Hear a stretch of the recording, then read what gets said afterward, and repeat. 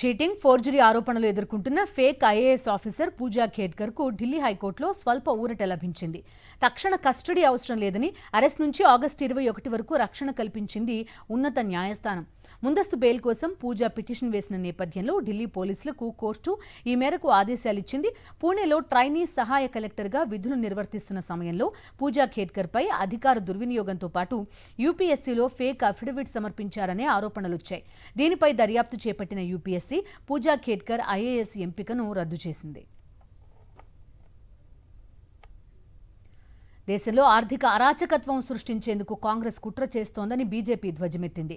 SEBI chief లక్ష్యంగా short selling సంస్థ Hindenburg release చేసిన రిపోర్టుపై తీవ్రస్థాయిలో స్పందించింది. ఇది కాంగ్రెస్ టూల్ కిట్ గ్యాంగ్ చేస్తున్న ఫేక్ ప్రచారం అని మండిపడ్డారు కేంద్ర మాజీ మంత్రి రవిశంకర్ ప్రసాద్. భారత స్టాక్ మార్కెట్లను కూల్చివేయడమే వాటి పని అని అన్నారు. In their pathological hatred against Narendra Modi ji, led by Mr. Rahul Gandhi and his friends, toolkit gangs, Congress party today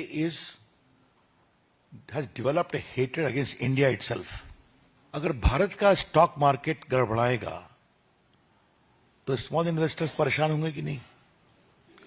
आज करोड़ों की संख्या में स्मॉल इन्वेस्टर्स हैं कि नहीं? छोड़ दीजिए इंस्टीट्यूशनल इन्वेस्टर्स की बात, बाकी बातें. कांग्रेस पार्टी क्या चाहती है? पूरे स्टॉक मार्केट को क्रैश कराओ, छोटे इन्वेस्टर्स के पूंजी निवेश को समाप्त कराओ.